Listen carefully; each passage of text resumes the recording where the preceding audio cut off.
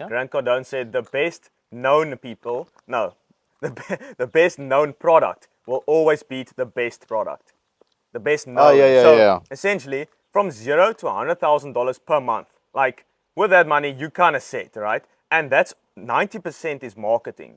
And what is marketing? Content, ads. That's all really. And sending emails and DMs to people. So if you have a service or an offer or community or a product, anything, like if you're not posting content, not running ads, and not sending your offer to people through DMs and emails, like you will not make money. So you have to realize all of these people, they post a lot online. When you run an agency, it's like you can send emails and DMs and ads, but like from the start, I started my YouTube for the community, like from my first video. Even when my agency wasn't doing as well, right? I started it with the intention, that's the right word, for the community we're gonna build, because I know that's the ultimate long-term vision, and that takes long-term thinking. And we can also touch on authenticity as well. I listened to a podcast from Luke Belmar and James English, and he talked about the frequency of authenticity. And a lot of people think that love is the highest frequency. The scale of shame, guilt, pride, love, like that. Yeah. That scale. What do you call that? Isn't it a Richard Dawkins scale or something like that. yeah? Not exactly sure. But Just type in energy like the frequency. enlightenment. Yeah, the energy. Type in energy frequency table. It will come up. It's like different colors. Yeah, we can maybe put a photo of it. That would be Yeah. cool. So essentially, like, I think guilt and shame is at the bottom. So do less of things that make you feel that way, because people Yeah. can feel the energy. It's real. And then also at the top, people thought it's love, but actually it's authenticity. They actually did a study where they hooked people up on this energetic fields, and they removed all the 5G and all this stuff. So the only energy they could feel was from the person. I don't know exactly how they did that, but they felt that when they were speaking and they were authentic, they were operating out of a higher frequency. And you have to realize all the things you want already out there, it's operating on a certain frequency, right? And if you align with that frequency, opportunities will start to open up to you. And if you are in a lower frequency, right, just doing bad habits and stuff like that make you feel down and low, you won't even spot the opportunity.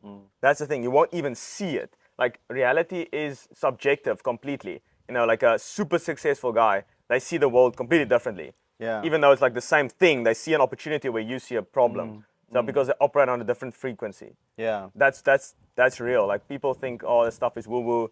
No, this is real stuff. I 100% agree with that. And I mean, let's just touch on authenticity again. I would say,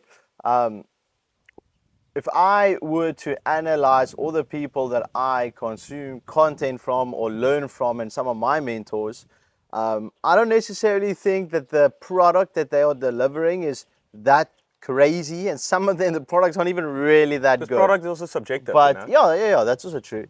But the way how he delivers it is more digestible for me, and therefore I believe the product is better. And it might be then, Let's say, for example, not even just placebo. Like, let's say if the product is good, but because it's not relatable, you are taking action less, because you're not even giving yourself permission to take action, because it's like you're already writing it off in your brain, because it's like, oh no, he's overseas, or like he's rich man, or like I don't even know, that's just the limiting belief. Yeah, that's limiting beliefs that I used to operate out of, but because it's a bit more relatable, you tend to take more action, and therefore the product is better.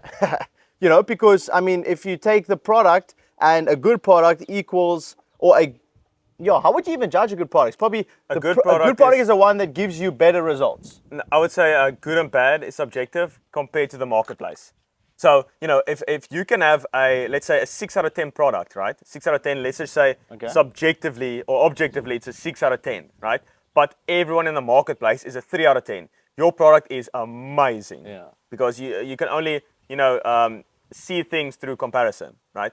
Like happy and sadness is only compared to the happiness and the sadness. He's like, that's how it works. Yeah. So you just need to be better than other people. And as we mentioned in the beginning, it's pretty easy to be better than most people, because they're lazy, they don't try, low estrogen, like man boobs, like no one is trying. So it's pretty easy. But I think a good thing to go from there is the things we've learned, over the year. It's been a massive year so far. Wow. And it's like the first year we really started traveling quite a lot. And one thing I learned personally is that, you shouldn't be scared of spending money. I think that's very important. Because it's like that thing of scared money doesn't make any money. It's like a song, right? If you are constantly trying to hoard, it's like that exact thing is making you poor. It's like you think you should keep it, keep it, keep it. In the Bible, they also talk about, if you are hoarding it, it's like it will lead to poverty or something like that, right? So when you spend, you shouldn't be too, you shouldn't feel guilt or something like that. Just spend freely. Obviously, don't be stupid and go in debt. Like, that's not what I'm saying. But like when you need to spend for travel or whatever, like spend. And also that will make you feel wealthier, which will then make you operate at a higher frequency, attracting more opportunities. So, Yeah. and the money will always come back. That's the thing. I think it's a good point. I also think to add on to that, you need to steward your money correctly as well. I don't think under means spend and then just go and buy a watch and a Lambo and all of that straight from your first paycheck. Maybe that is what you mean. I No, don't no, know. no, no, no. But like, there's obviously a balance in that as well. You need to steward your money correctly. And I think, a lot of, how should I say? Okay, yeah, that's a different segment we can get into with like your hard posture, and because that's also a good conversation we had on the meeting we had with the community. But yeah, this year I spent infinitely more than I ever did. I think more than I've ever did in my entire life combined just this year, and I've made also much more. So to just yeah, and I think it's difficult to conceptualize a lot of things if you are in a place where you don't have that money to spend. This might be an attack on your paradigm, but it's Attack on your yeah, paradigm. but it's obviously a good thing because, like you would hear a lot of people say, or that's in that make their first bit of money. A lot of, like Nick, for example, he told me as soon as you make your first bit of money online, he would just go and travel because the first year, I think, or something like that, he just traveled a lot, or 6 months, I'm not sure. But in those 3 to 6 months, he broke so many paradigms and met so many new people. And networking is something I want to touch on also further down this podcast. But met a lot of new people, saw a lot of new opportunities. And from there, his brain expanded so much, it was impossible for him to go back to his old paradigm when he Yeah. went back home. And so he was completely operating from a different paradigm, even though all of those factors weren't reinforcing it immediately. Because like if you go and travel and you come back and you go back to your room that you used to be in when you were primary school and high school, there's so many different elements and triggers that's going to try and reinforce your old version of yourself that you don't want to be anymore, and that's why it's so important, I think, to surround yourself with the right people. If there's one thing that I would dedicate all my success on, okay, that might also be like determined or like hard work or whatever, like keep on throwing the ball against the wall. But networking is a very big thing. Like a lot of people work extremely hard, but because they don't have the right connections, unfortunately they're going nowhere real fast. Yeah. That's the problem. There's a story of this plane crashed on a island or something, right? And the guys were then going with their knives and chopping down the trees, and they're working extremely hard, right? But and then there's one guy who just climbed up the tree. So it's the difference between smart work and hard work, is what I'm about to explain right now. So these guys down there, they crashed and they're chopping down the trees with their, Machete. machetes, right? What's it in Afrikaans? It's like a Machete. no. What do you call it? I don't think I've ever heard an Afrikaans word for machete. Anyway, so they were chopping down the trees, and this one guy, he was just climbing up the tree, and then he was just looking where the water is or where where they should go.